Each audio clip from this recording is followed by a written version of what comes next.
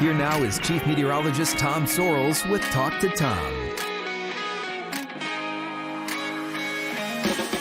Hi there, everyone, and welcome. I'm Chief Meteorologist Tom Sorrells, and this is Talk to Tom. It's my favorite time every week when I get to talk to you, the viewer at home, and let you ask questions of me. This all started in 2004 during the hurricane season when we decided to just start taking your questions live on the air. We had a brand new radar. You could call in, ask me questions about it. I could zoom in on you. It was awesome.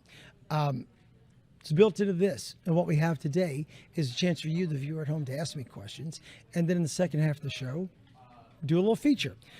Every week we answer those questions, but today we're going to be talking in the second half of the show about how weather can quickly mess up your day plans with very little notice, and how you can now be warned better with more information right in the palm of your hand. Please stick around for the second half of the show. I think you're going to love it. But first, we do questions. First question today comes to us from our friend, Caitlin. Caitlin wants to know, how do experts predict how many hurricanes will be in a season if the weather is always changing? Okay, Caitlin, here's the deal. Predicting the weather is in flux. And what you're hitting the nail on the head on is the difference between a hurricane season, a 6-month climatological period, versus day-to-day weather. Day-to-day weather usually is in flux, changes hour to hour. What's the temperature doing now? Where do we think it's going to go? How fast is that temperature going to drop? What are the impacts for you in an on-the-town forecast kind of setting versus a seasonal forecast, which leans more towards a climatological answer? So Dr. Phil Klotzbach of Colorado State University, and he looks at different components, different factors like sea surface temperatures in the North Atlantic, sea surface temperatures in the equatorial region of the Pacific, whether or not we're having an El Nino, what the salinity content is in the North Atlantic, how fast is the water turning over, and tries to come up with how those types of factors match up in years past with the same setting, and figure out, did that lead to an active hurricane season, a normal one, or a below normal one, and make a forecast based on where he believes we're going to go for the season. Now, over the course of time, if they start to figure out that some of those factors don't work, like 20 years ago, one of the real big variables that Dr. Gray talked about ad nauseum was the rainfall amount in the Sahel region of Africa. He's like, we're getting a lot of rain in the Sahel region of Africa. We think it's going to mean that. Finally, he figured out it didn't matter how much it was raining in that zone, and he took that factor out. So they look at all kinds of factors, try to figure out whether they're making a difference or not, and do the seasonal forecast. So that's how they do it, based on certain criteria, not day-to-day temperature of Orlando, Florida. So yes, our weather changes day to day, hour to hour, week to week, but the factors for the long, short, active, or below average hurricane season don't. They really don't change day to day. They don't, not for the season. But good question, Caitlin. I love it. All right, next. Next up is our friend Andrea, who wants to know, why is there an orange or reddish tint outside after a thunderstorm here in Florida? Okay, that's a really good question, Andrea. Here's the deal. Sunlight is on a spectrum of wavelengths. And so anytime you have light, the blue wavelength is a short wave, really quick vibrating wave. And so if there is no dirt, no moisture in the atmosphere, if it's a clear day, good clean air, all of a sudden the sky is blue, blue, blue, blue, blue, baby blue, what in my house we would call Carolina blue, just as blue as it can be. That means it's a dry day with no particles in the atmosphere. But if we get moisture or dirt or Saharan dust in our atmosphere, all of a sudden the blue scatters quickly, and all that dust, condensation nuclei, or moisture scatters the orange and the red long wavelength light. So it makes it scatter more, and that takes over the color. So if you've just had a thunderstorm, there's still a lot of moisture in the air, a lot of water dancing through the atmosphere, and maybe even some dust or debris that's been stirred up, that spreads the orange spectrum of light farther, the orange wavelength of light farther on the spectrum, and that makes for an orange or reddish hue. It gives us our beautiful, beautiful sunsets as well. Great question, Andrea. All right, Jeffrey Jones. Here's a great one. This is all about climate change involving the planet. This says, How is the rising sea level affecting freshwater wells for South Florida? And how long until freshwater from Miami becomes an issue where people have to move? Okay, this is a very touchy question.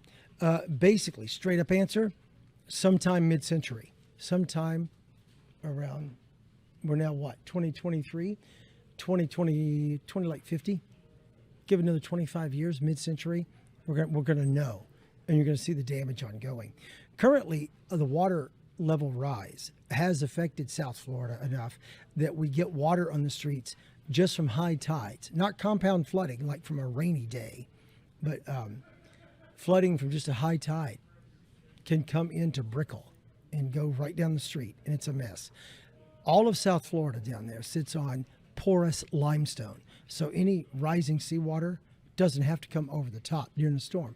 It can rise right up through the limestone, all of a sudden get into the water tablet, all of a sudden crack old pipes, sewage pipes, get into retention ponds, get into all kinds of things, and damage the drinking water. The Corps of Engineers has already submitted a plan. They would like to put up a big wall and turn like part of Miami into like almost like the Netherlands, wall off that part of the ocean to prevent the rising sea level from coming in there, maybe funnel it around into rivers so it would rise up in the river areas and not come into the city and damage everything.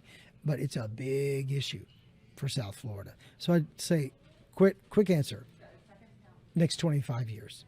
So good luck to everyone. I love the Miami Dolphins. I love South Florida. I'm staying here.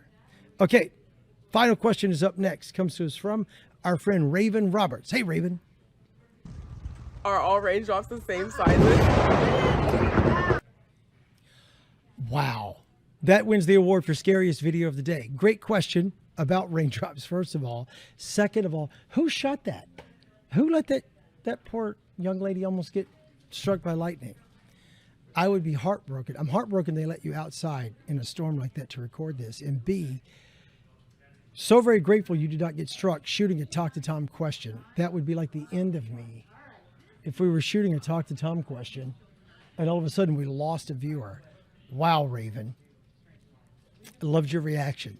Now, to your question, are all raindrops the same size? No, they are not. They are not. And that's a great question. A couple of things that determine the size of a raindrop are A, where it forms on the globe, B, what condensation nuclei it formed on, and C, where it formed in the storm. First of all, in the mid-latitudes, most of our rain started as either high levels of the cloud, either like as a snowflake or perhaps a hailstone. And when they fall down and melt, that makes for a larger raindrop. So our raindrops in the mid-latitudes are bigger than, say, the raindrops over the equator, where they never formed as a frozen piece of moisture. Also, depends on what condensation nuclei you're using. Like sometimes there's enough dust in the air, the raindrops form on a big piece of something, makes for a bigger raindrop. Sometimes a little salt particle, a little bitty thing. Depends. And then the biggest one that really determines that is where it forms in the storm. On the edge of the storm, the raindrops fall. In the middle of the storm, when the raindrops fall, they collide with other raindrops on the way down. And so as they collide, they collect and they grow into a bigger raindrop. So you end up with great big rain in the middle of the storm and little bitty small raindrops on the edge of the storm. So they're not the same size, mostly depend on where they are forming and falling in the storm. Great question, Raven. Keep yourself inside during a thunderstorm, my friend. I'm going to find out who was shooting that. This is not the end of that, I promise. All right, that's going to wrap it up. Stay with us, please, as we go into the second half of Talk to Tom. I'm going to be joined by a very special guest. We're going to check out some big swings in the weather here and across the country and how you can follow it all live from the palm of your hand. We'll be right back.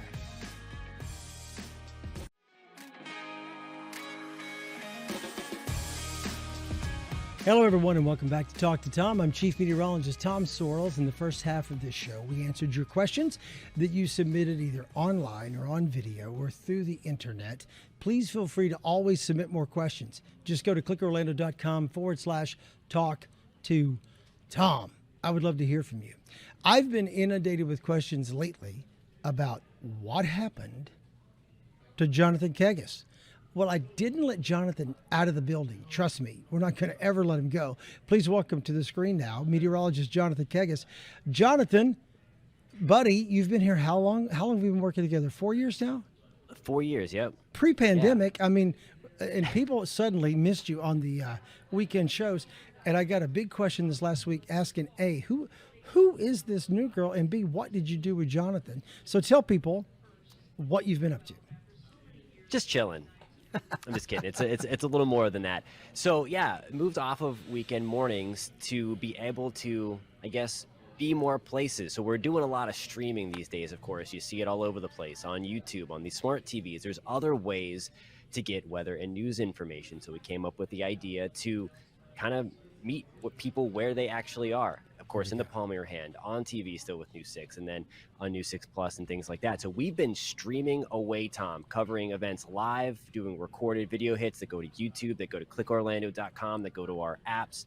We populate everything. So you name it, we are there, Tom. That's what I've been doing, just streaming away. I love that because it is. I love the phrase you just used, trying to meet the viewer where they are. Because so many people will watch Talk to Tom, but so many people will not ever turn on the TV news. But they will pick up their phone and go, "Oh yeah, there's the radar. Oh yeah, what are they doing?" Boom, and hit that video.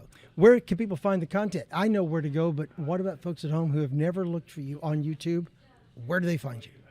Yeah, if you search WKMG Tom in your YouTube channel, if you want to subscribe to that, that would be awesome. Of course, there's a lot of other content, but you're going to get daily weather content in the afternoon too. We're going to focus it on how the weather impacts you for the evening, and then the next day, kind of that 24-hour to 36 thing. You're going to get that every day, and of course, if there's something out into the tropics, we're going to give a breakdown too. But you can find it on our YouTube channel. It's also living on clickorlando.com, on News 6 Plus, so download that to your smart TV.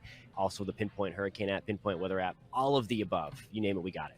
Yeah, so it's all weather all the time for you now. That's right. Not just about thunder showers, hurricanes, models. It's everything kind of on just any weather phenomenon, any weather story that's happening. That's what we're trying to do. Let's take a look at some of the stuff that you've been doing. This one takes on snow across the country and how big snow elsewhere impacts you here. If Chicago is impacted by weather, there's that ripple effect. Really, the two big ones, really three. I mean, when Dallas is impacted by weather, there's the ripple effect. Chicago, certainly. Atlanta is another one. So post in the comments if you're watching on YouTube where you are planning on flying to, if you are planning on flying or driving. If you're watching on clickorlando.com, welcome. Again, we are going to pinpoint where some of this nastiest stuff is going to go. That's really good because so many people here do fly. So many people do get stuck. I've been stuck myself based on weather. And so I think that's really great.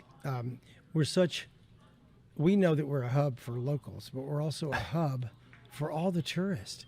And so they're here in town. They wonder what's going on. They want to find out what the weather's like here versus Chicago, Detroit, Atlanta. I think that's great. The comments have got to be coming in. What are they saying to you during those times?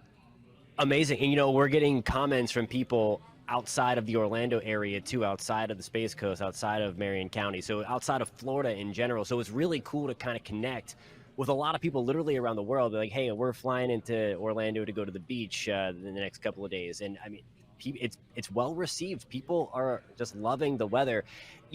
Tom, we talk about this all the time. Like, we are immersed in it every day, of course. It's what we do for a living. But there is a really high interest level when it comes to the weather, and there's a lot of questions as to, okay, why is this happening? Why is this happening here?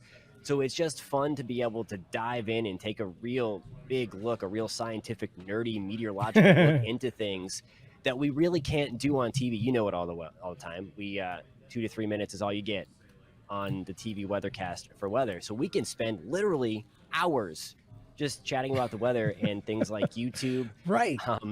Comments can come in. We can have that literal conversation. I've never met half of these people. Or really all of these people. Well, so in essence, it's fun. It's almost like Talk to Tom, except you're doing it on the web solely. So it's almost like jiving with Jonathan. Or something. I like that. Copyright. But it's really good because the people are out there. They have there's a thirst for knowledge, as we'd say, or they just want clarification.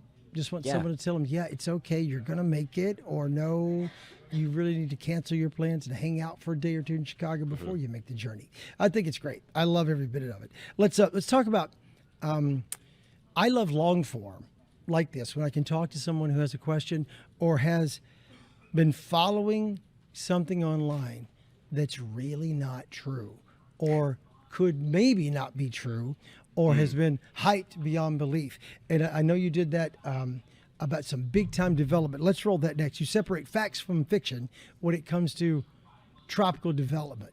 Roll that tape.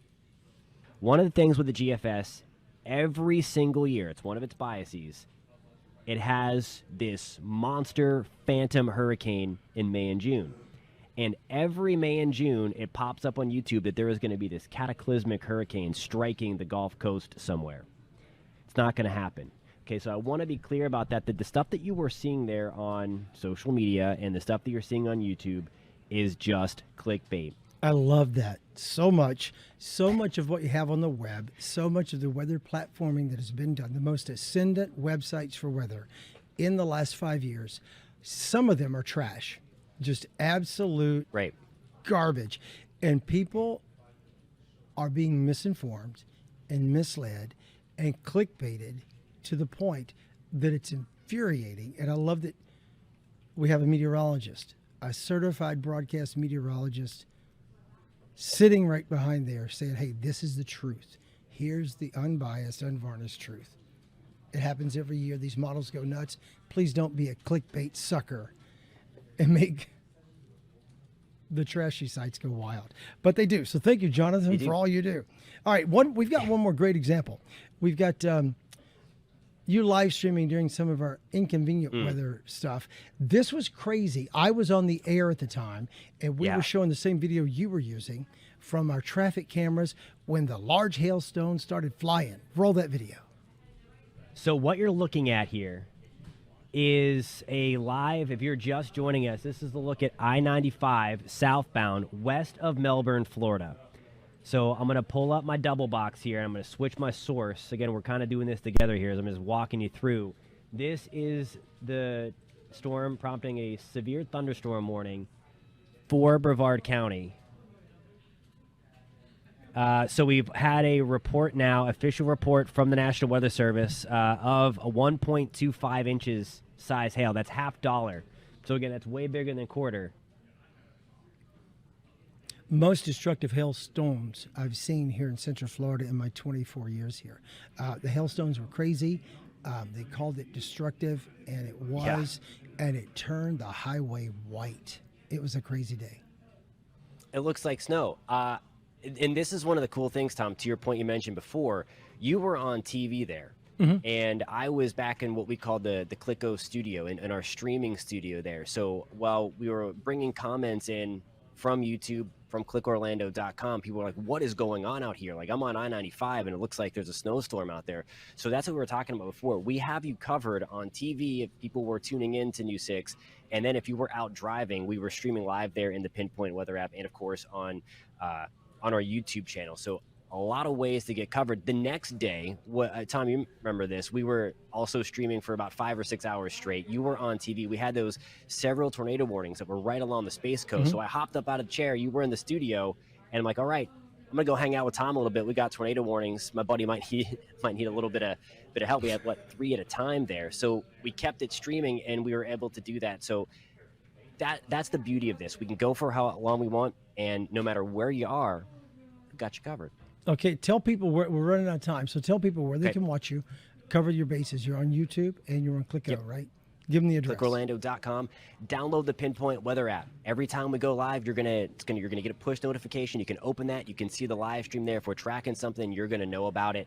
Also, the Pinpoint Hurricane app. Every Monday we have a live tropic show. You can watch that. And of course, if there's something out in the tropics, we are no doubt going to be talking about that even beyond that Monday show at 11 o'clock in the morning. So download all that stuff, clickorlando.com, News 6 Plus, subscribe to the News 6 YouTube channel, and we'll have you covered. It's a lot of fun. We have a conversation here. That's the beauty of this technology, the streaming service. We can meet without ever meeting, Tom. I love it. It's great. Meteorologist Jonathan Kegas from News 6 joining us to Talk to Tom. Thank you, Jonathan. And for you at home, you can join us for Talk to Tom every Thursday afternoon right here on WKMG. And you can stream us 24/7, 365 days a year on News 6 Plus.